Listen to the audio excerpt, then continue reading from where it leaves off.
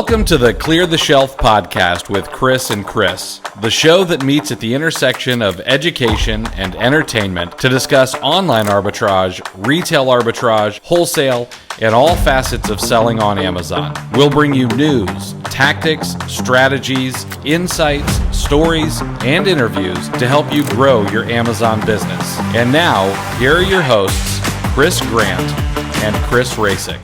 What's up, Amazon sellers, and welcome back to the Clear the Shelf podcast with myself and my antediluvian co-host, Chris Rasick. Today, we have a guest whose mental horsepower I would compare to that of a Dodge Demon. A friend of the pod, co-founder of the Aura Repricer, and former Amazon seller himself, Dylan Carter. What's going on, man? I appreciate you coming on the show today. Yeah, thanks for having me. I appreciate the kind words. I wouldn't say I'm quite to that level on the cognition, but I appreciate it. Absolutely. So today we're going to be talking about one of the most important aspects of your Amazon business, repricing, of course. But we're also going to deep dive into Aura's new early stage program that was built specifically for sellers doing less than $10K a month in sales, while also giving them access to the power of AI for only $27 a month. But before we dive into the good stuff, you know the drill. We spend minutes preparing this show for you guys. So if you find some value in this episode, please do us a solid and leave us a review on your favorite podcast player. Reading those reviews really give us the warm and fuzzies and keep us coming back to make more of these episodes for you people. And before we dive into the good things about repricing, we of course need to talk a little bit about news, and I want to get your guys' opinions about this. And I'll share. I can even share a story that I shared the other day, or kind of a reframe. But 2024 seems to be the year of convoluted fees from Amazon. We've got the inventory placement fees, which of course we've talked about over and over again. And I actually just read an article from Retail Dive on those inventory placement fees and why it's happening. We've got the low-level inventory fee, which people have been up in arms about. And Chris and I have both pushed back quite a bit, I think, saying that it's really not going to be a huge deal for arbitrage sellers. Although I do think it's going to be a little bit trickier for those who are doing brand direct wholesale, brand management, and private label. We've got increased removal and disposal fees this year. We've got increased aged inventory surcharges, increased prep service fees if you happen to use Amazon's prep service. We've got an inbound defect fee. And the one that I find to be the most difficult to understand is the expanded returns processing fee. And this is the latest one. This one it's really kind of confusing, sort of. Essentially, if you have an unusual number of returns in relation to the average number of returns in the category that you're selling in, you're going to be charged a returns processing fee on the returned items over the threshold. All right, so let's give a little bit of an illustration for this. If you ship in 1,000 units of a product, and in June of 2024, because this fee goes into effect June 1st, in June, July, and August of 2024, 120 of those 1,000 units shipped were returned, and the returns threshold for a particular category is 10%. So returns that exceed 100 units, or 10% of the 1,000 shipped during the shipment month and subsequent 2 months, are going to incur a returns processing fee. So in the case of the 120 units returned, 20 of them are going to be hit with that returns processing fee. And it's a variable fee, I think, based on size. We also have no idea what those thresholds are going to be from Amazon until May 1st. Now, my hope is that they're going to use the same numbers from the category insights tool that's inside of Seller Central, where we can go in and we can find out what the return fee or what the return rate is for any particular category. But who knows? I don't know if they're going to, grab numbers out of the air, or if there's going to be some way to check on these. So what I'm curious from you guys is, why do you think this is happening, and how big of a deal do you think it will actually be? Dylan, you want to start? Yeah, so I had a tweet about this, or X post now, which is like what's the saying? The two things you can always count on is death and taxes. I think there's a third that's going to be Amazon fees, right? So there's always three things you can count on. In terms of like why, you're seeing a lot of companies focus more on profitability and margins than top line growth right now, especially in the startup kind of tech space. So that kind of makes sense to me. What's funny is, like, when I was a seller of these fees, I was like, this is horrible, it makes no sense. Now being on like the tech side, I'm like, I see it from a different perspective, where I'm like, oh yeah, so like if your return rate's too high, that's probably a bad product. You should be penalized for that, right? If you think about it from an incentive model perspective, right? Amazon is one big equation that has a bunch of incentives for sellers, right? If you do these things, you get rewarded. If you do these things we don't want you to do, you get penalized. Makes sense. Like, how do you manage millions upon millions of sellers in a way that like allows you to get what you need for your end customer? This is how you're going to do that. It's going to be incentives and disincentives. So some of these like actually make a lot of sense, right? Like, so it's like some of these are, it seems like strictly an incentive model to keep you from sitting in products that have a bad defect rate or a bad return rate, as well as the other side of it, which is we got to make a little bit more money or protect our margin a little bit more. At the end of the day, they got to make money too, which is like, I know it sounds crazy because it's like, well, how is Amazon not making money? But when you look at the complexity of something like an Amazon platform, there's so many different areas. So some areas they could be losing a ton of money on, and they have historically, to where they now have to say, well, we can't really lose money on that anymore. It's got to be at least break even or profitable. And so I think we kind of need a pause from a seller's perspective and think through, like, what's the incentive here? What are they trying to get me to do? And then how do I play in that game? Because at the end of the day, they decide the rules, right? And so if we can pause and say, okay, cool, here's the game. I'm going to go play it the best I can, because a lot of sellers don't want to play that game, right? And so being willing to do that and adapt really gives you a competitive advantage. I think this is clearly Amazon is trying to kill arbitrage sellers. It's the end. It was a fun ride. Nice seeing you guys. Time to check out. And no, that's pure sarcasm. This is, you have to think of Amazon, the business, so think about, kind of take your own business. If you're a seller, let's say there's a seller that's selling shoes, right? And this is specifically on the returns fee. If you're selling shoes, you have to allow for a higher return rate in general, right? So you have to price that into the inventory that you buy and how much of it, and you have to factor that into your operations, because 100% fact, returns hurt. They eat into the bottom line. So now you can't think that you're the only one dealing with that as an individual seller on Amazon's marketplace. Amazon has to deal with that too. And Amazon has a very, very generous, they're tightening the screws a little bit for the customer even, which tells you a lot right there. But they have a very generous returns policy. And what you're seeing, if you're paying attention to the retail data and news that's coming across, is companies are locking down the returns policy because people are abusing it. Not only does it hurt, you want it to be available, but it's also getting abused. I've just off camera, I've got a headphone, $100 gaming headphones, and it was returned. And in the return package, there was a chewed up dongle. Right. So clearly what this customer did was they needed a new dongle. So they ordered it from Amazon, took advantage of the generous returns policy, swapped out the dongles, put their old chewed up one back in, and said, nope, I don't need it anymore. And Amazon welcomed that package with open arms and left me to deal with the numbers part of it. Right. Because that's cost to play in the game. So now expand that, into the broader marketplace, that we know that's going on, and hopefully not as much as getting this return. I saw red, and I ranted and raved for a while, but then I realized it's going to happen.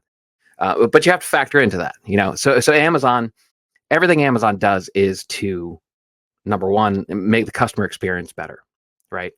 And the fact that Amazon has made the customer experience so good, they've changed the industry, like we've talked about before. Shipping used to take 9 to 10 days to get a package.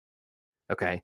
I had a lady on eBay emailed me and said, "Where's my package?" Like one day after she paid for the item, right? And I said, I one day handling time, like, it's the post office has it, like, I shipped it like 4 hours after she paid, right? And and it ended up, in the end, she goes, "You know what? I'm sorry. I'm just so used to Amazon."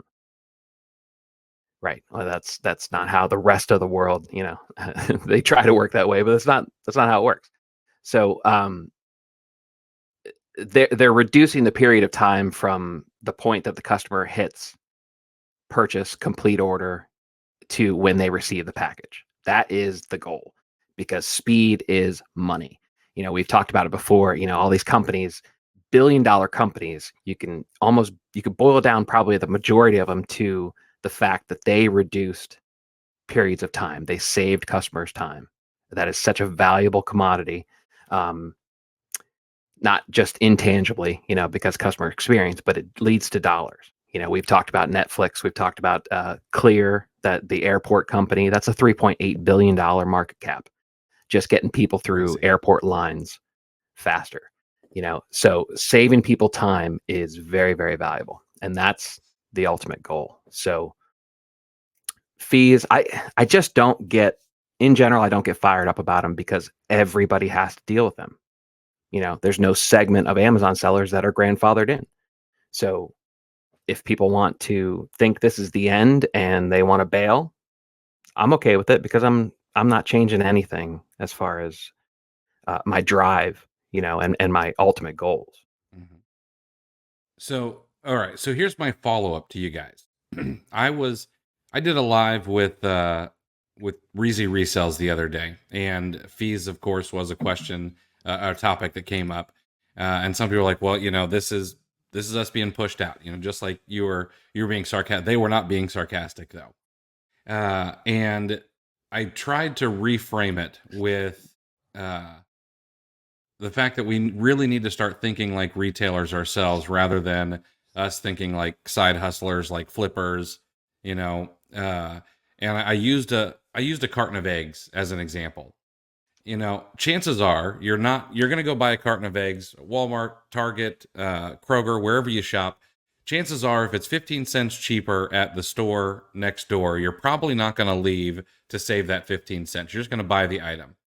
But you don't think about what you're actually paying for. You're paying for the eggs, you're paying for the carton, you're paying for the transportation from the farm to the packing warehouse, from the packing warehouse to the distributor, from the distributor to the grocery store, and you're paying all the employee salaries along the way. Uh, you know, the company that gets it to the grocery store is not paying those fees. The farmer's not paying those fees. The consumer is. So how do we teach Amazon sellers to start thinking like retailers and adapt to these changes a little bit faster by raising the price if they are able to? I know that some private label sellers are like, well, I can't raise the price, which, I mean, I have thoughts on that. I think that's just a coping mechanism more than anything else. But if you are bringing value to the market and the market changes, typically you are able to raise prices. I mean, we see it at the grocery store, we see it going to buy clothing, we see it in every single market where costs have gone up, and we know that they have in just about every vertical, because we know what CPI and core inflation is. It's reported. So how do we get Amazon sellers to stop thinking like a consumer, where we need to nickel and dime everything? Which, I mean, I get that. We need to protect our margins, but instead start raising our prices a little bit. So there's a few things there. And I've said this for years. There's a big difference between running a business and a company. One is more legitimate. It's the way you make decisions are different. But with that, there's a big difference between making some money online and running a business or a company. What is happening is, as has happened over the past decade I've been in this space, it is maturing. It's a maturing industry. So what happens is in the early days, it is the Wild West, right? It's easy to just make money. You don't have to have employees or software or anything, right? It all works. But as industries mature, regulations come in, fees come in. You have to sustain the underlying infrastructure of the industry. It has a cost with it. You want innovation to occur too, right? So a lot of people just go, well, it's harder to make money. Yeah, it's hard to make money with anything. But the reality is, if you're viewing it from the sense of I'm building a company, things will always change. That comes with the space, right? You will always have a new fee or things, right? You mentioned CPI, right? It's Consumer Price Index. You have things like inflation, right? You mentioned the eggs. Yeah, I hate that eggs cost more today than yesterday. What do you want to do about it, right? Like at the end of the day, like, are you still buying the eggs? Yeah. Now, when it comes down to, especially like the private label people, we're like, oh, I can't raise my price. Okay, well, are you selling a commodity or are you building a real brand? There again, same thing, same philosophy as like business versus company. There's a big difference between white labeling and building a brand. What people call private label is really white labeling. All they're doing is taking the exact same product, putting their logo on it. That's not even a brand that they're trying to build, and they're selling it. Okay, that's so different, right? Why are you so happily willing to spend thousands of dollars for Apple products? It's a brand. Android's huge as a it's open source. Like phones are cheaper. So if we just go based on the pure utilitarian philosophy of economics, you should use Android. But you don't, do you? No, I'm a fanboy through and through. I'll pay more all day. Why? Because the brand, the quality of the product, it's apples to oranges. And so whether you're a reseller or not, you do need to be thinking through this lens, right? You need to think through, am I just selling a commodity? What extra value am I creating here? You get paid as a founder, as an entrepreneur, as a business owner via value creation, period. That's the whole philosophy. So if you're not creating any new value, you will go away. That's the fact, right? And so you have sellers that everybody assumes every seller is the same. You're not. You're very different. How you approach things, how you buy things are very different. Are you all retailers? Of course. How you buy your inventory, the relationships you build, how you go about analyzing your data is all very different. And so while some sellers are like, I feel like I'm getting squeezed out, I talk to other sellers that are like, dude, I'm crushing it right now. This is the easiest time for me. Well, what's the difference here? It tends to be the person, right? It's the perspective. And this is why I really lean into like language is important. Are you a side hustler? Are you a business owner? Or are you a founder, a company builder? The language you use is how you identify yourself. It's a label you give yourself, and that label helps you kind of fit into a certain mold to make certain decisions. How would a founder make this decision versus a business owner make this decision? Those things are very different in reality. If you go look up books for business owners, the content's very different than books for founders. Neither is better than the other, but they lead you to two different paths. You need to understand what path you are on. You have to be intentional about this. So is it that Amazon doesn't want, tons of third-party sellers? No. Actually, the percentage keeps going up every single year of a percentage of sales coming from third-party sellers. And actually, they're starting to invest a little bit more into third-party developers, into third-party sellers. That's not the case. The case is that they're maturing the industry and they're making the infrastructure capable of going further. That's going to cost some money and at that scale. And so if you can kind of take a step back from being so adversarial, to be honest, towards Amazon and understand we're on the same team here, but we have to kind of manipulate with one another, you're fine. It's like the tax code, right? Like people are like, oh, taxes are horrible. Yeah. Until you understand the tax code and you're like, oh, you're telling me exactly what to do to not pay taxes. I'll just go do that.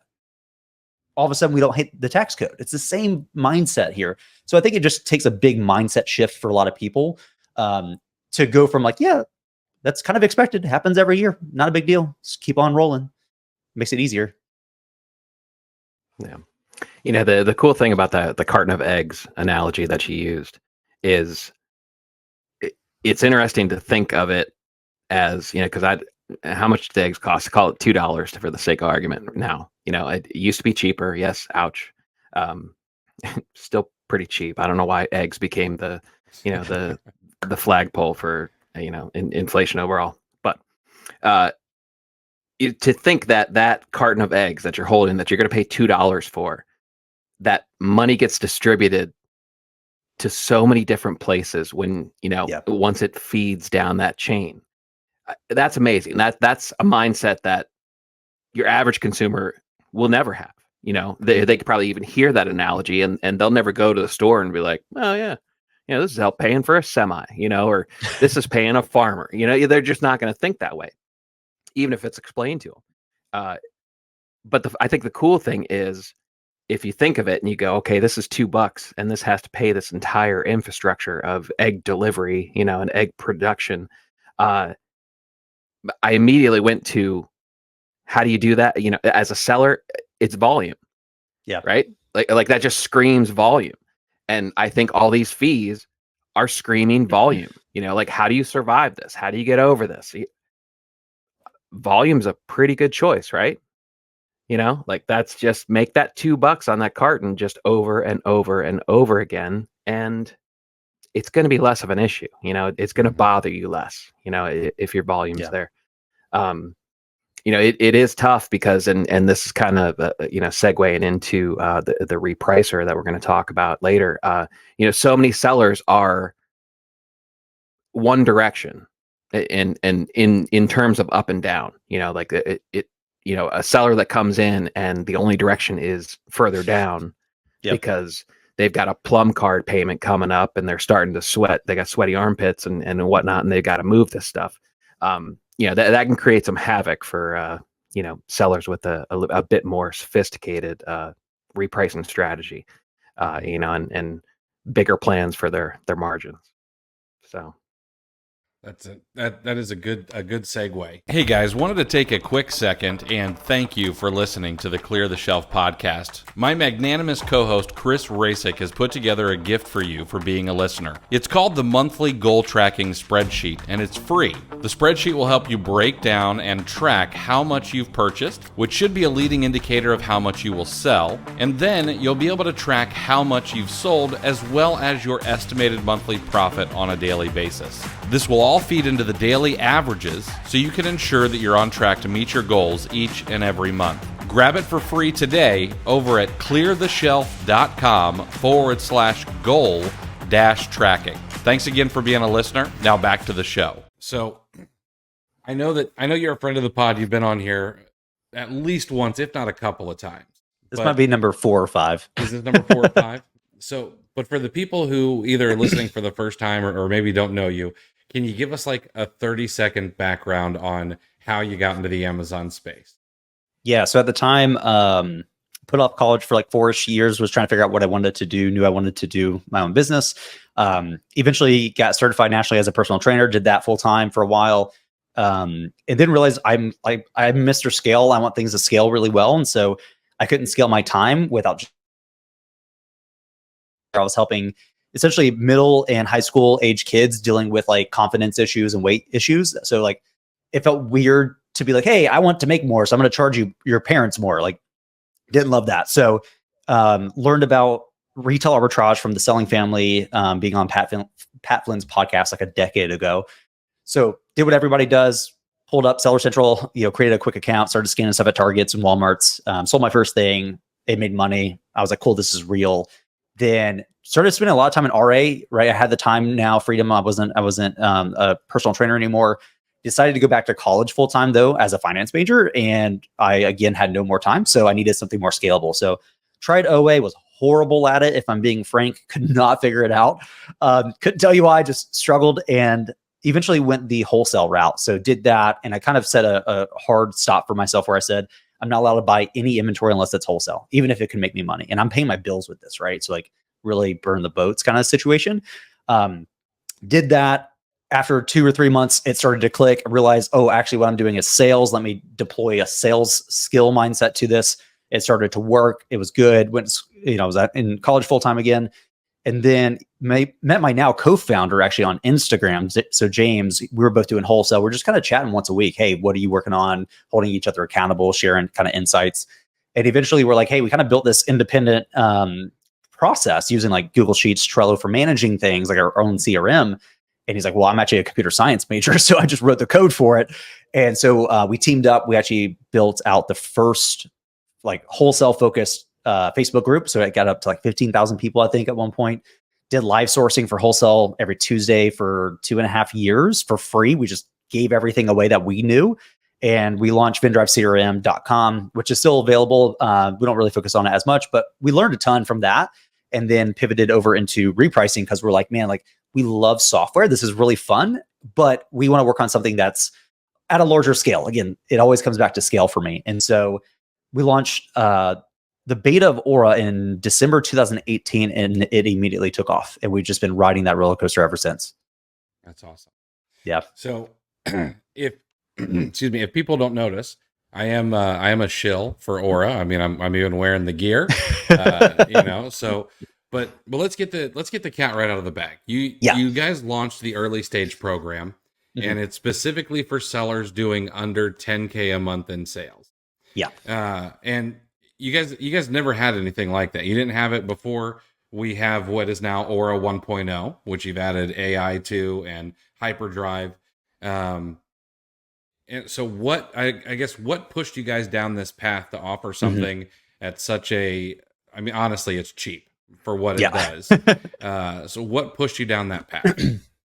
So when we think about, so we redid everything, the entire product design, branding. We basically burned the entire company down and said, first principles, knowing what we know now, what should be true. And part of that was on the higher end, we had sellers that were doing millions a month, paying the same amount as people doing $5,000 a month, but they had different needs. So that doesn't really work, right? And it's like, we're not really incentivized to do crazy stuff like that because like it didn't make sense, right? So we wanted to change that. We wanted to add AI. And so we went through this whole price change kind of fluctuation, right? We went from one price to multiple tiers, which is really difficult to do because you have no data to back it. So we came out with one really premium price. AI was only on that one. And we did that intentionally because we wanted the feedback from our users to say like, cool, like we like this idea or we hate that idea. We took all that and we completely redid it again and said, great, based on your feedback, here's what you're telling us you want. This makes sense for us as well. That's what we're going to do. So that really premium tier got dropped $100. We added a middle tier. And that was awesome because we had a lot of great feedback of people actually saying like, thanks for making that change. So we knew we could support larger sellers better than just the medium size. But then we started to think, okay, well, out of all the people coming to us, what did they do before they got to us? Because for a lot of people, where they're starting repricing tool and they just stick with us forever.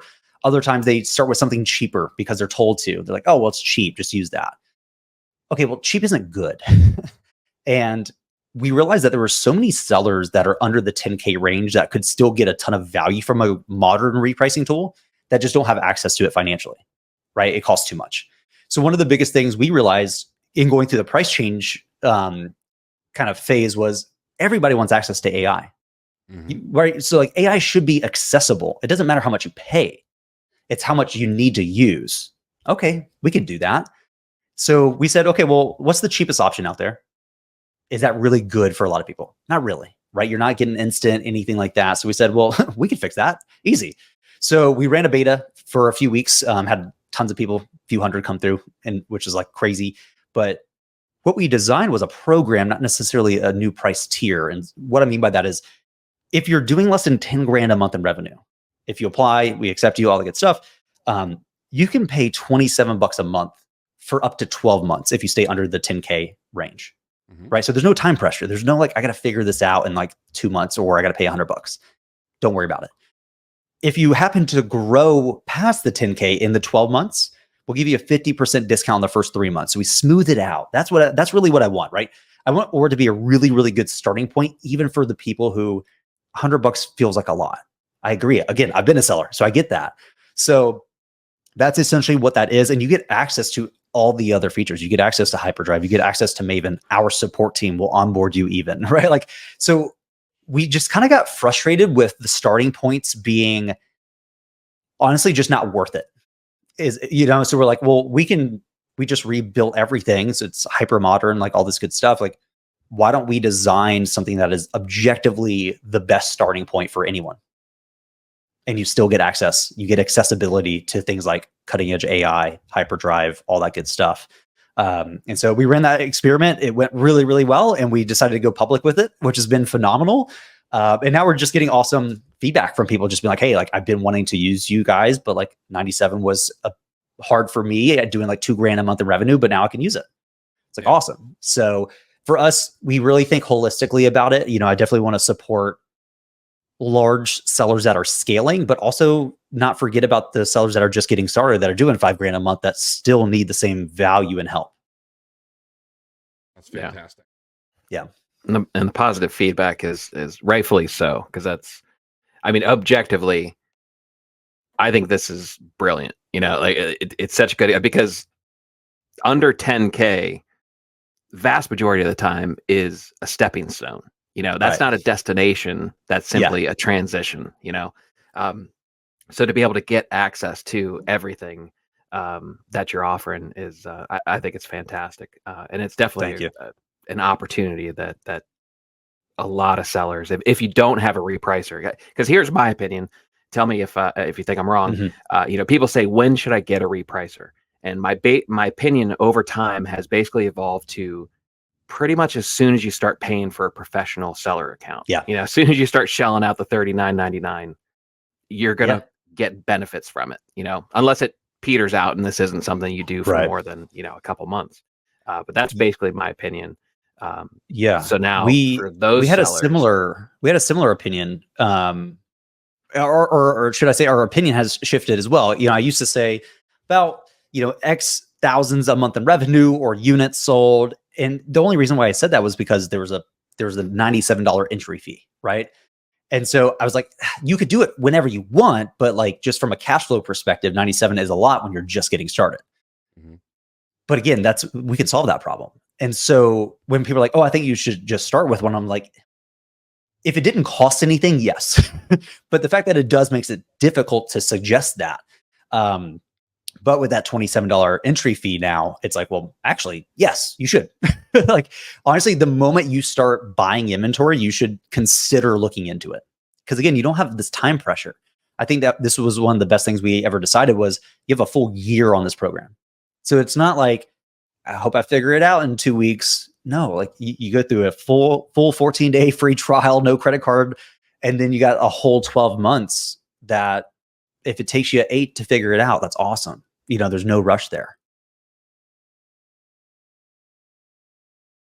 Yeah. So Chris, why don't you handle the data stuff? Because I want to listen. Okay. Most importantly. So you guys, you talked about how you kind of burnt down the whole company. You started from scratch, and you guys called that Aura 1.0. It was like, what was it, 0.9 before? Is that what it was? 0.98 and some change. Okay. Yeah. So I like how you call it 1.0, because it really gives this feel of, we're just getting started. Yeah. Which I'm guessing that was sort of intentional. This is where we wanted Aura to ultimately be. And we wholeheartedly, I know it sounds kind of funny, but we wholeheartedly believe that everything prior to 1.0 was a beta. Okay. It's like, what do you mean? It's like 6-7 years old. How's that a beta? It's what happens when you get a lot of traction and you grow really fast, right? You're just kind of keeping up with the demand. And it wasn't really built to scale much further, right? And so to me, the whole team were like, yeah, this was a beta. I know it sounds kind of odd, but like there's a reason why it was never version 1 point something up until now. Okay. Yeah. So you got AI, which you guys call Maven. Yeah. You also have hyperdrive. Which, if I'm not mistaken, that's where you can pick a few listings that are important, and you can kind of put a turbo on there, and it reprices faster than normal. Which you guys have instant repricing, but you're bottlenecked by Amazon, just like every repricer. Correct. And hyperdrive kind of moves around that in a way that Amazon is okay with. Yes. So when we rebuilt Aura from the ground up and we look at AI and all these things, like it's one thing to be like, AI is great. Like, I'm that guy, I'm that dork, we geek out with AI all the time, you and I personally. But just saying AI doesn't make it better. And Right. unfortunately, a lot of what is happening in the Amazon software space is just saying it's got AI, but like it doesn't matter. I fundamentally care more about what performs better than the previous version than what label we give it. Mhm. So we took a step back and we say, okay, well, let's define the problem. Well, the problem is complexity and speed. Those are the two biggest issues right now, right? You tons of fees, all these moving parts, and you got to do it super fast, right? Repricing every 15 minutes 8 years ago was okay. Now it's basically, what are you doing? If it's anything less than instant, you're basically left behind. Right. And so you're basically repricing in the past, which is a problem, right? That could be hundreds of price changes that you just missed. So we said, okay, those are two really well-defined problems. How do we solve that? Well, Maven handles complexity, and then Hyperdrive handles speed. So Hyperdrive is a little bit easier to explain than Maven, although I can give a great example of Maven. But on the Hyperdrive side, yeah, instant repricing really just means that we, the software, are not slowing you down. We are instantly responding with a price update. However, when we submit it to Amazon, on average, it's about 1.5 to 2 minutes from when we submit it to when it comes back as confirmed via Amazon. That's on average, right? So lots of variance there. However, we found a way for up to 50 SKUs in total. There's a technical limitation there. We can do that full round trip in less than 10 seconds. So you're talking like a potential 12x speed increase. So kind of like what, if you're doing instant repricing, your competition is doing it every 15 minutes, it's the same example as somebody doing instant repricing versus Hyperdrive. You're still left in the past, which is crazy to me. So that's Hyperdrive. And it's so funny because it's so simple. All it is a toggle on your listings. You just say that one, please, and you move on. That's it. Right. Yeah. That's fascinating. So, and I've got more questions about Hyperdrive later on, but I'm curious. Have you guys looked at the data? I know you're a data nerd. I know that you guys have all kinds of data, but have you looked at the data to see what kind of effect this is having on customers' pricing overall? And what I mean by that is, are you seeing prices with AI getting bumped up or staying steady or falling? I kind of want to know the trends that you're seeing. Yeah, it's a good question. I can't give exact numbers, but I will say on the Hyperdrive side, we tend to just see more buy box ownership percentage, which like rationally makes sense, right? If I could reprice 12 times in the span that you can reprice once, I'm naturally just going to own it that percentage of time more. Which so makes sense because it seems like Amazon doesn't tell us, but it does seem like pricing changes affect the buy box, whether it's up or down. Sometimes. So, I mean, that makes complete sense. Yeah. So that one's pretty cool. Obviously that leads to more sales, which is just great.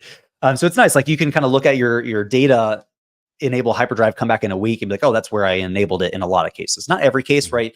I try not to generalize too much because there's so much complexity in what we do. So on some listings, it's not going to have any effect because it's not very competitive. But if you're talking like a toy in Q4, it's noticeable for sure. So that's been fantastic. On the Maven side, this has been so interesting. When we beta tested it internally. We alpha tested it internally, beta tested it, and then went public. So we had a few examples of Maven raising the price and getting sales above the buy box by like 20 to 50%. Like, oh, that's cool, but probably not the common case. I have not yet had a conversation where I'm talking with somebody who's considering coming to Aura and we're talking about this and be like, yeah, I've seen this a few times. And literally the person next to them has been using us and using Maven's like, I see this all the time. You can see it on Twitter. I saw another one, I think this morning or yesterday morning, where you see a price, you see a sale at $60, 30 minutes later, a sale on $90. That same SKU. And so I can't give you like the exact, like what percentage of time that happens, but it's far more than I ever imagined. And there's something to that, right? Because for context, Maven's designed to find the balance between sales velocity and profitability. Because it would be very easy to be like, oh, higher price, that's good. Not necessarily, because what if your velocity went to zero? Now it just looks nice, but you're not getting any money, right? So what we wanted with this first model, and I call it a model, not a strategy, because most of your rule-based strategies have 15 to 30 settings. Maven has one, and it handles far more. It's like literally your min price. Like, how do you want to set your min prices? We dynamically handle max prices, unsuppressed buy boxes, all that good stuff. But we're handling far more scenarios than a rule-based ever could by you doing less work. Think about that. And so we're doing a lot of customer stories right now. So we had one really well-known seller that switched over to us recently and was like, yeah, my margin went up by 5%, just switching everything over to Maven, and I do less. Margin went up 5%. Margin. So that's like if someone doing says, less work. My ROI went up 5%, I'd say, oh, okay, but yeah, sounds cool. when you say margin, that's depending on the Right. scale of that particular seller, that Right. can be a lot of money over the course of a year.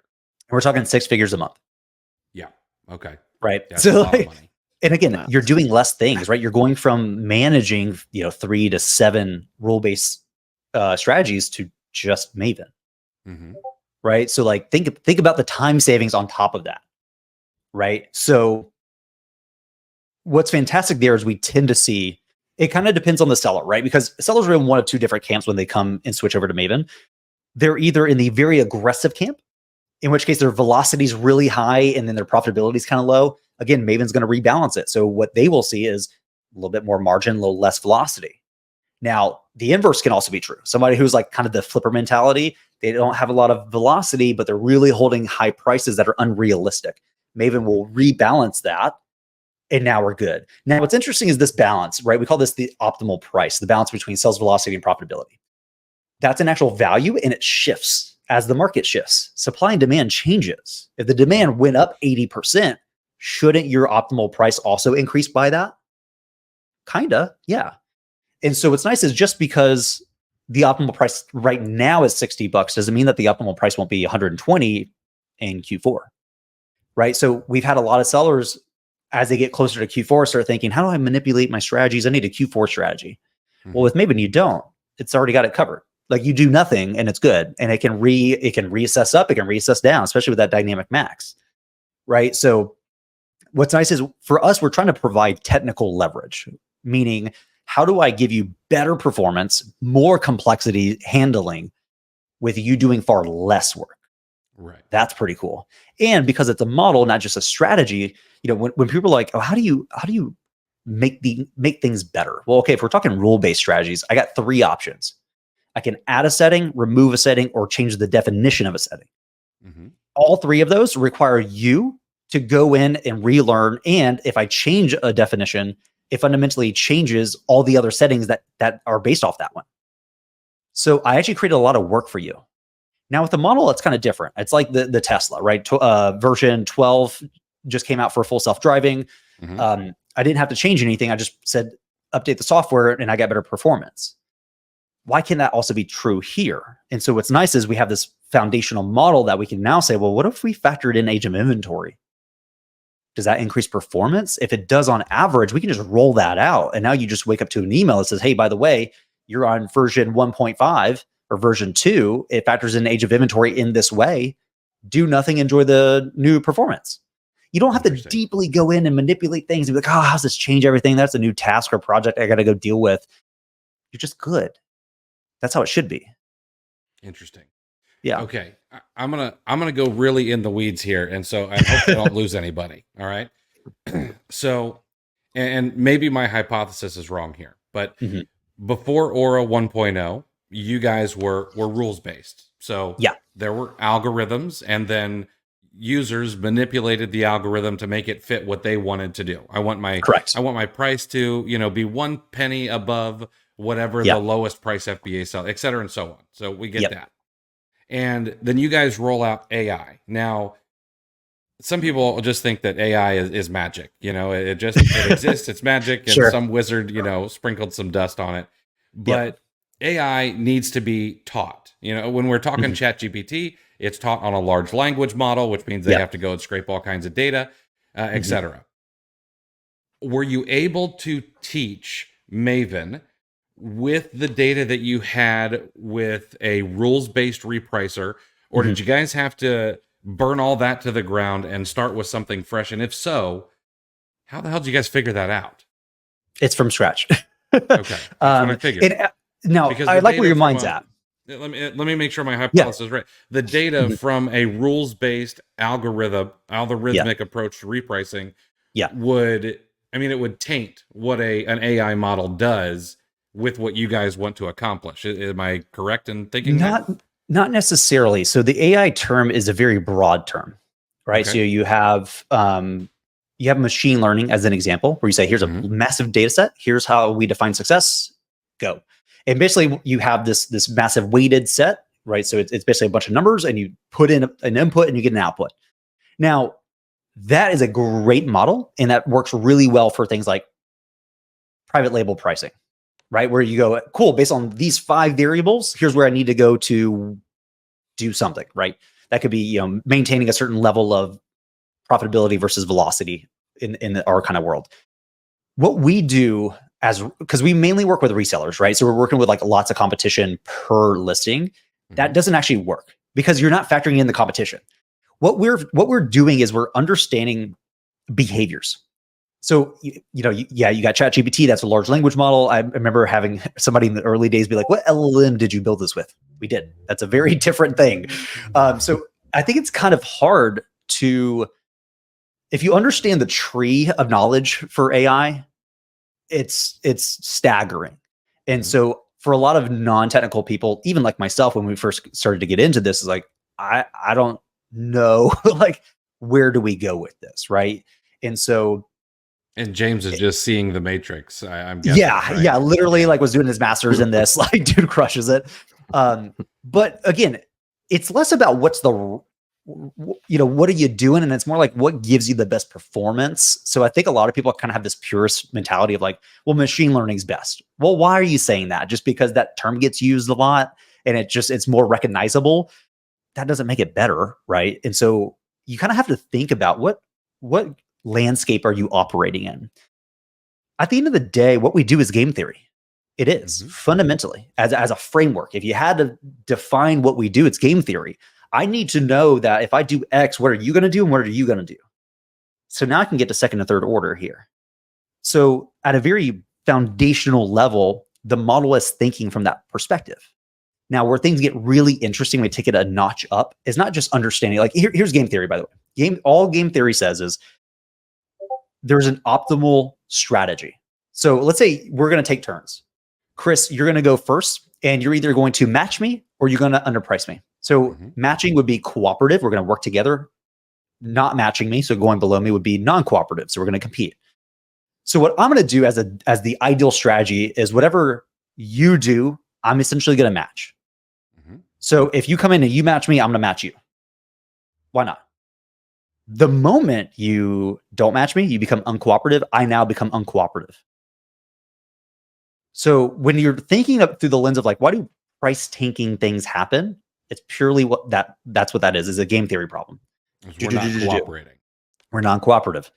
Now, all that's game theory is just an algorithm, by the way. I could just say, if you match me, I'll match you. If you don't match me, I won't match you. That's game theory, and like that's your algorithm, right?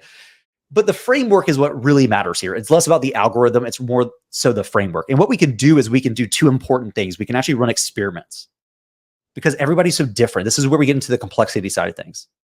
You may match me. Somebody else may undercut me by 2 pennies every single time. But maybe they only do that for 2 weeks and then they stop doing that and now they match me. Okay, we need to change our behavior, right? So we can run experiments and we can basically store that in memory. That's a second important piece. I know that depending on who I'm competing with, my behaviors also need to change. And I can also predict if I do X, what are all these competitors going to do in response to me? I've already seen it. So I can have all the facts. I then have my ideal outcome, which is that optimal price, right? Any model needs to have like, here's success. For us, that's you and the buy box are at the optimal price as often as possible. The optimal price, by the way, tends to be slightly higher than the buy box, which makes sense. You have competition that's basically compressing the price. So what happens if we can kind of unlock that competition in a healthier way? We can kind of release some pressure, if you will, right? Okay, so we have the facts. We know where we want to go. Now, based on what is true now, what behaviors do I need to explore to get to where I want to go to? So what's nice is it's actually able to run its own experiments, see what is real, what is factual now, and then make decisions based on moving targets. That's what's so interesting. If you look at version 12 of Tesla's full self-driving, they just cut 300,000 lines of C++ code. And this was still considered AI, by the way. This was still like it's full self-driving, it's AI, but they still hard-coded a lot of the functionality. The new version, camera feed in to a neural network, controls out. What we're doing is basically going to that world where it goes, great, take in all the things, understand what's true, and then based on where we want to go, here's what we need to do. So what's nice is now you don't have this very strict strategy that only handles these clearly defined settings. We can change that. And the targets change. The max price may make sense at $40 today, but may need to be $80 in 30 minutes. Great, we'll calculate that on the fly. So what we've done is we said, well, let's take a step back, because the reality is every single one of your listings need a strategy designed for it, and it should change moment by moment. Good luck. You don't need a strategy, you need a model. You need something that can go in and say, okay, let's look under the hood. What's true here? What's happening? How do we define success here? Okay, that's going to change a lot. Okay, here's what I need to do. Isn't that kind of what humans do? You go in, you assess what is true, where do I need to get to, and then what actions do I need to take to get there? And we can learn from those things. Some cases, I need to reprice 5 cents below a competitor to pull the buy box because I can't get it. We know that, and that can change. So again, complexity and speed. Hyperdrive's handling that speed, Maven's handling that complexity. Now, for us knuckle draggers, we want to go out and we want to learn a little bit more about game theory so we can kind of understand how this works. What are some of the resources that you've looked into to better understand game theory? Honestly, you can, I think farnhamstreetfs.blog has like an article on game theory. Game theory sounds so hardcore. Like, and listen, if you get into the mathematics of it, it is, because there's something called the Nash equilibrium, which is basically like the optimal strategy or the optimal move in any given moment. If you've ever seen the movie A Beautiful Mind, with Russell Crowe, that's Nash. So the Nash equilibrium came from him because he was basically doing intelligence work and trying to figure out what made the most sense and develop game theory. And that made him go crazy.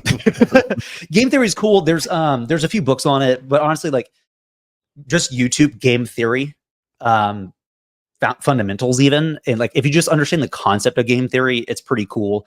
There's basically like infinite games, finite games. That kind of changes the world as well. Business tends to be an infinite game, meaning nobody ever wins or loses. We only choose to continue to play or choose not to play. So when startups say, just don't die, that is rooted in infinite game theory, meaning if you can still work on this tomorrow, we still have another at-bat. It's only when you decide to stop playing the game that you lose, but that's still not losing technically. And so that's a good mindset to have. That's what's cool about a lot of the stuff, right? Like, you can kind of turn it into a philosophy, and it kind of helps you guide certain decisions or mental processes that help you kind of understand what's happening. Just because things are going great now doesn't mean you're losing. And this is what's interesting, right? A lot of people are like, oh, well, I'm losing the buy box. No, you just don't have it. That's not losing, right? You're still playing the game. Are you going to play the game differently? Right? Is your strategy going to change? Right? Fees. Back to fees. Did you lose? No. Only if you choose to fold. But if you can continue to play the game, there is no losing. It's an infinitely played game. So game theory is really nice for really finite games. I think there's some stuff on infinite games, but game theory is really good for finite games. There's like a whole like matrix you can create of like, okay, well, if you do this, I do this. What's the optimal Nash equilibrium thing? You don't need all that, to be honest. Just understand the concept and you'll be fine. Interesting. All right. There's that phrase like, like I immediately went to, speaking of games, like you're playing chess while everyone's playing checkers, but yes, like that doesn't even apply. Like I think everybody else is playing like peekaboo or something instead. They haven't even gotten to checkers after. Yeah, after exactly. So, exactly. So to tie it back in, are there this $27 access for sellers selling less than 10,000? Everything you said, that's what they get access to? Yes. Yeah. Not at the same usage level. So what we decided was, smaller sellers don't have thousands of listings. So you don't need to apply Maven to thousands of listings. Larger sellers do. So what we decided on is each tier, we actually don't care about your listings. We have unlimited listings because listings don't correlate to revenue. We look at revenue because that's really what we drive forward. That's really the impact we have. However, applying Maven to listings has a way more cost resource allocation for us. Obviously, it's way more complex. So we do limit that. So it depends on what tier you're on. But what's nice is like you can always just be like, I'd like more and just upgrade to the next tier.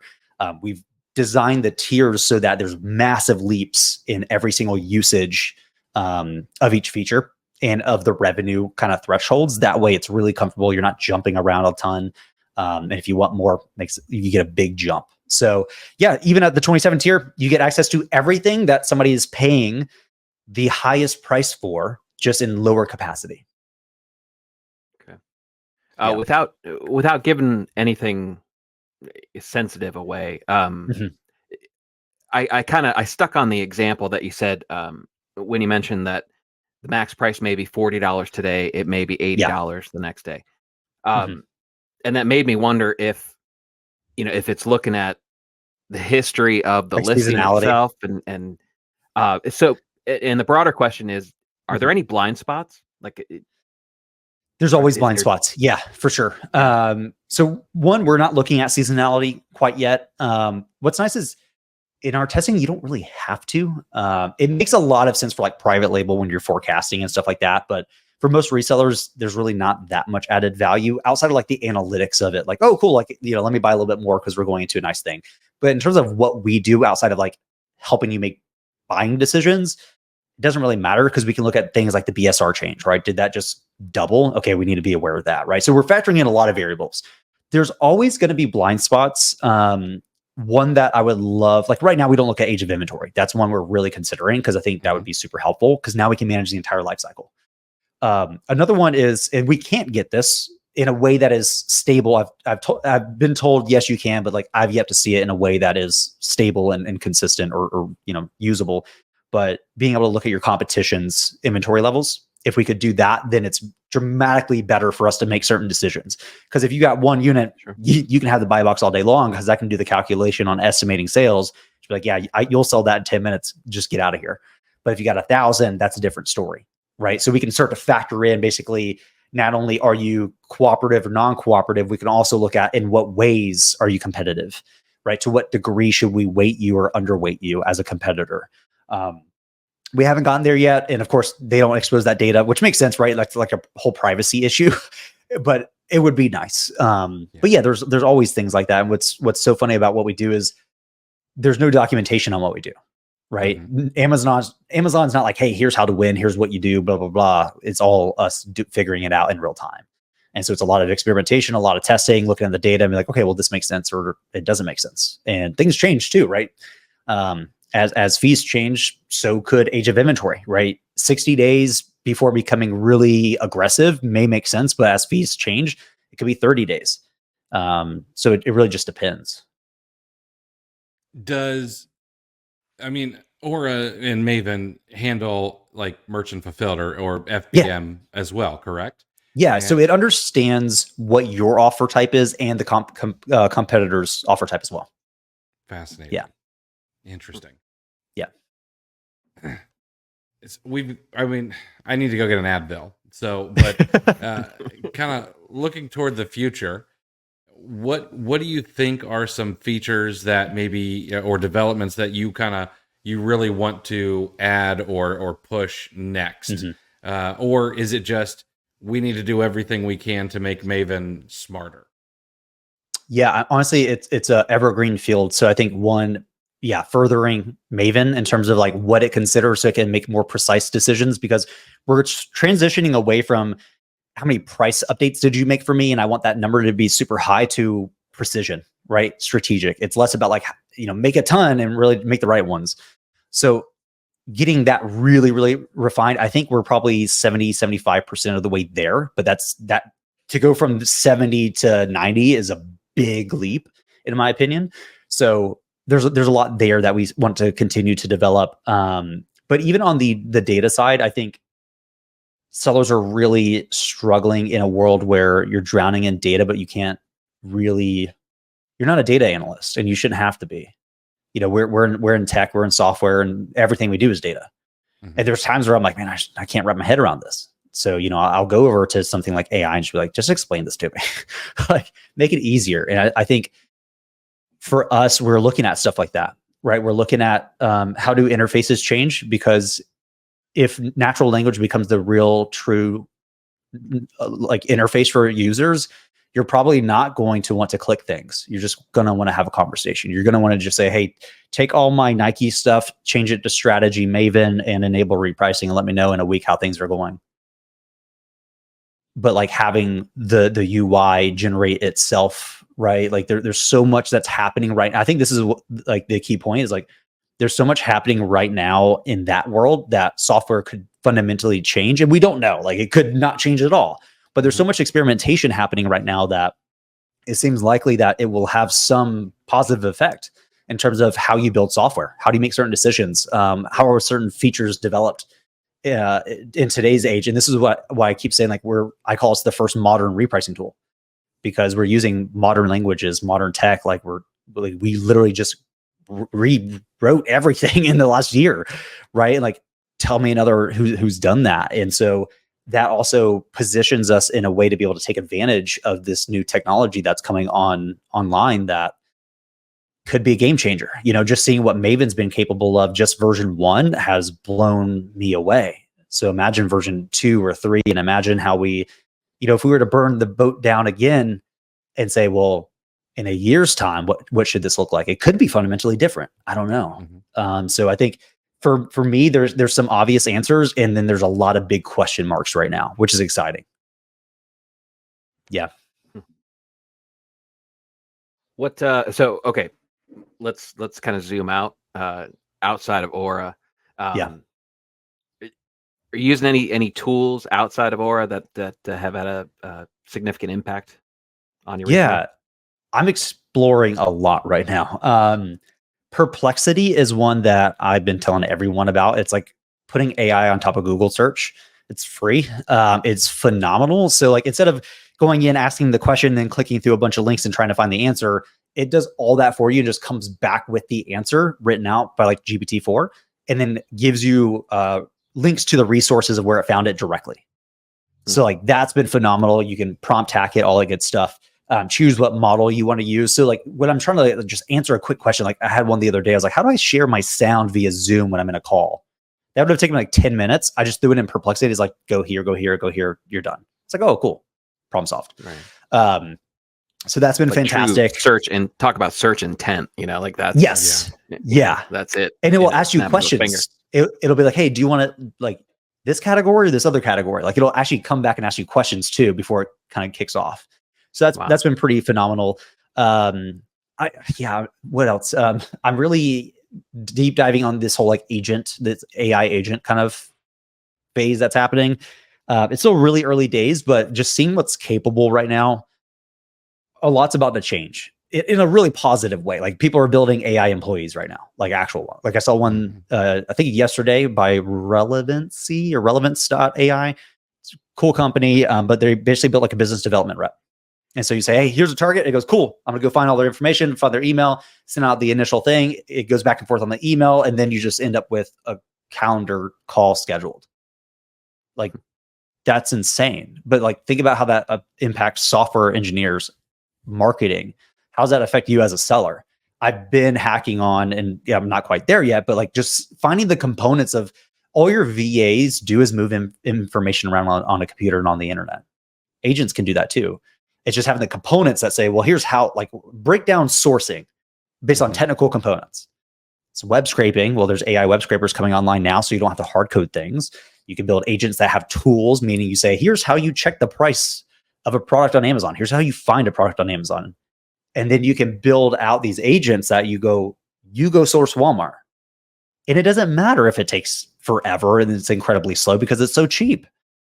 And imagine that, and then being able to say, okay, well now I'm going to build an agent that every time I jump on a listing, it's going to optimize the listing for SEO, right? Or like Google Ads is doing a lot of smart campaigns, so that's their AI model version. Amazon PPC is probably going to go that route really fast, or just a third party builds it, it sits on top of the data and just goes, I got this for you. So all of your agencies are like, should be concerned right now, and not concerned, but they should be considering adapting and saying, well, why don't we build that instead? Because you're not going to, in the next like 2-ish years, you're probably not going to be paying like a PPC specialist. You're going to be using a model that's going to do that for you.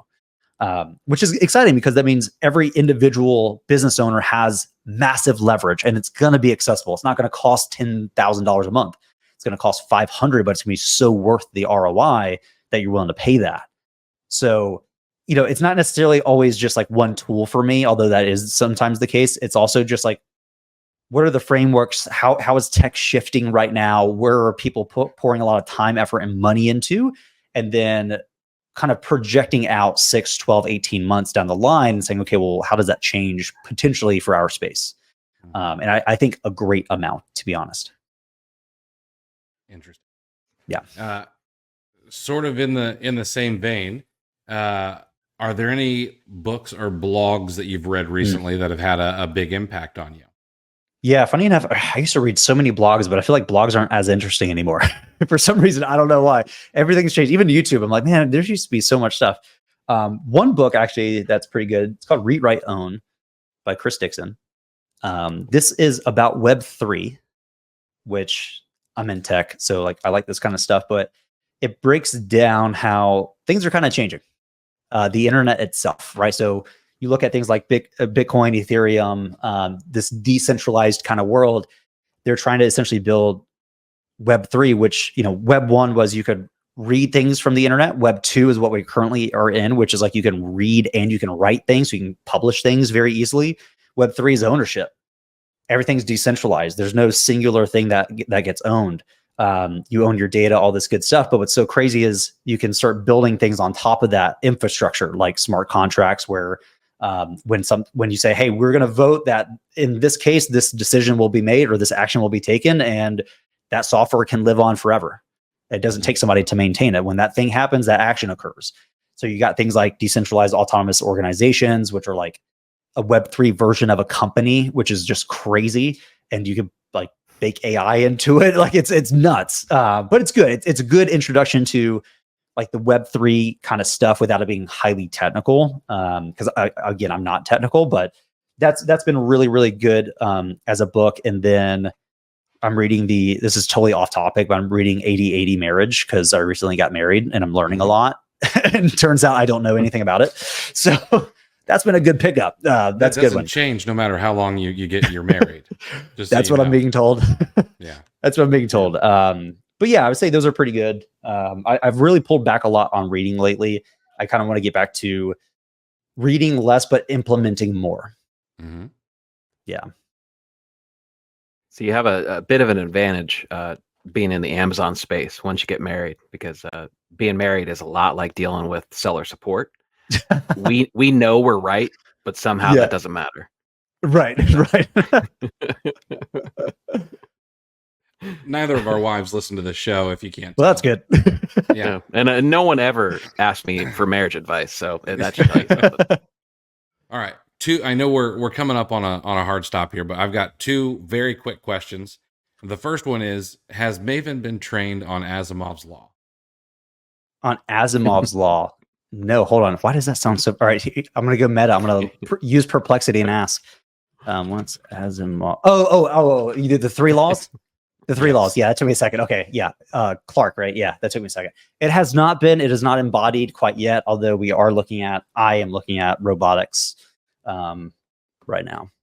If you haven't, by the way, check out Figure Robot.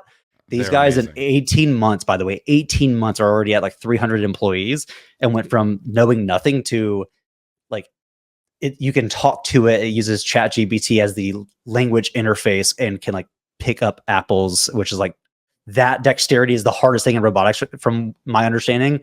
And they're just doing it. Yeah. Like it's going to be insane. That's Brett Adcock's company, isn't it? Yeah, Brett Adcock. Yeah, I thought so. Yeah, that dude is so impressive. Came out of nowhere. I was like, wait, hold on. Internet startup you exited. You built eVTOLs, so electrical vertical takeoff and landing. So basically, like Uber in the sky, went public, and now he's just like, I want to go build robots, and he's like doing it. It's crazy. Some of these guys in the space just absolutely blow my mind. Yeah. The last question is, what year do you think Skynet goes live? So I don't believe in the negatives of AI personally. I grew up on the Star Trek world, less so the Terminator world. So for me, so Ray Kurzweil is an awesome guy. He's like head of something at Google, but his prediction rate since like the 60s, something like he's old, but he's doing well. I'm gonna buy his new book. It's coming out. Releasing. Yeah, I'm very pumped. But his success rate for his predictions has been like 86 something percent. So what's cool is he really really started to promote the whole concept of exponential growth, right? Like Moore's law is a thing, like go 2, 4, 6, 8, right? That's why computers get faster. And he has predicted, I think recently, that the singularity, which is its own topic, is like 2029. But there's a lot of but there's a lot of talk about AGI, so artificial general intelligence, being basically here in 2025. So that's very fast. Now how you define AGI versus like artificial super intelligence is different versus like the singularity. Like these are all like massive topics, but for me, I'm very excited. I think I've heard a lot because I've been diving a lot into this topic, and it's less about like an AI will outdo a human and more a human with an AI will outdo a human. And you're starting to see that, right? You're starting to see a lot of augmentation right now. Like I use AI every single day in some way, shape, or form. My email client, Superhuman, has it baked in. I use ChatGPT to help me do some writing when I just have like the blank page problem. So it's like, I think what will happen first and foremost is a lot of the lower level tasks, like what your VAs are doing and stuff like that, is just going to evaporate overnight. Like I really fundamentally believe that. And then it'll be a fast takeoff in the sense that like we'll have these lower level things, but then something massive will change. And that massive thing in my mind is you go from task specific, like this is our customer support AI agent, to this is a CMO AI agent. And then they can build their own agents beneath that. That's like, you're my PPC agent. Go get it. You're my SEO specialist agent. You go and get it. And then the CMO agent manages it all.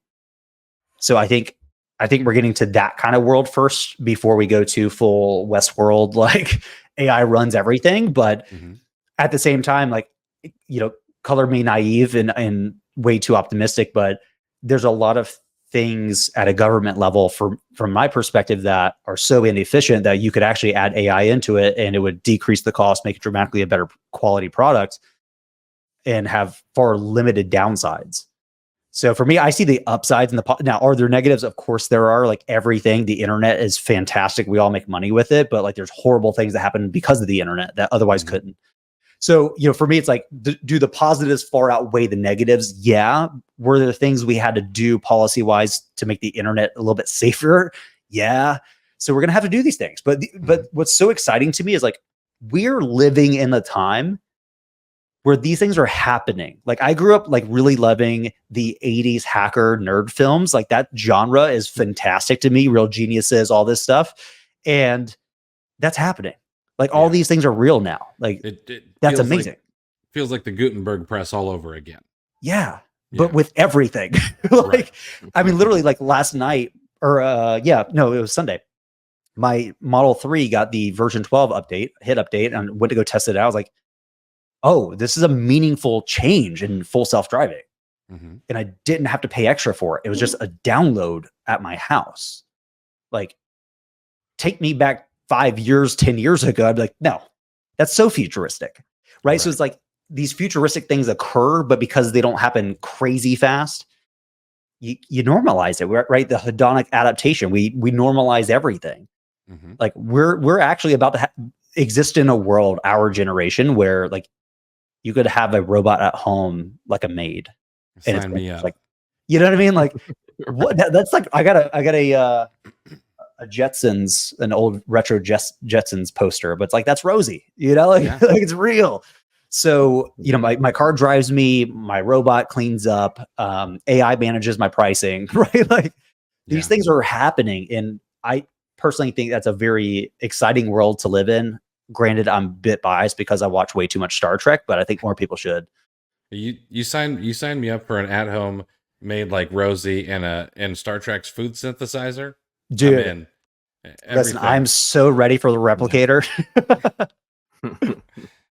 So I know we're up against hard stop here, so we always try to close out with a quote of the day, and this one we try to get them to be on topic, but I mean there's just not a whole lot of quotes out there that are applicable to this. But this particular quote was on my mind, and I actually shared it last night as we opened up the OA challenge, and we were discussing scaling an Amazon business. And James Clear says, goals are about the results you want to achieve.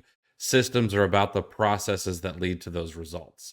And the reason I bring this up is that as I talk to more and more Amazon sellers, I realize that a lot of the time is spent focused on where I'm going to get to. I want to scale to 5 million. Can I actually do 10 million?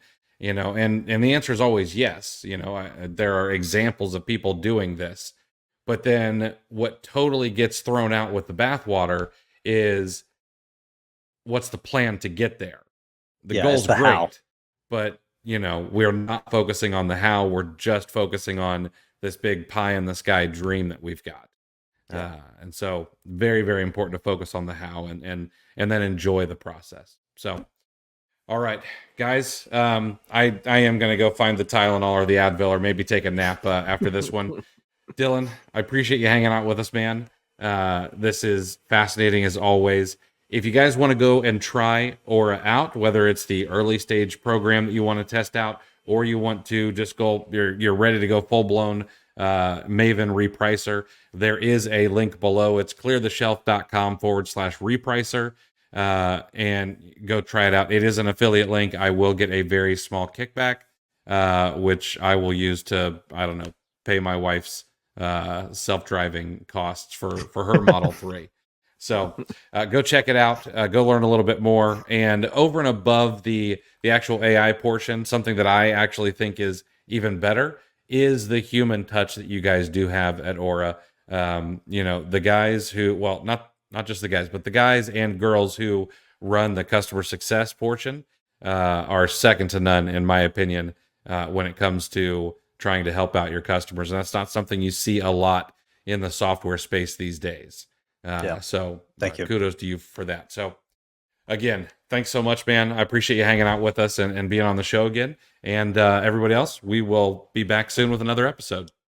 Thanks, guys. Thanks for listening to Clear the Shelf with Chris and Chris. If you enjoyed this episode, please take a screenshot on your phone and share to Facebook, Instagram, or your favorite FBA group, and be sure to tag me and let me know why you liked it and what you'd like to hear more from us in the future. Also, I'd like to give you some free gifts for listening. Head over to rabbittrailchallenge.com and repricerchallenge.com for some free courses to further your business. Thanks for listening.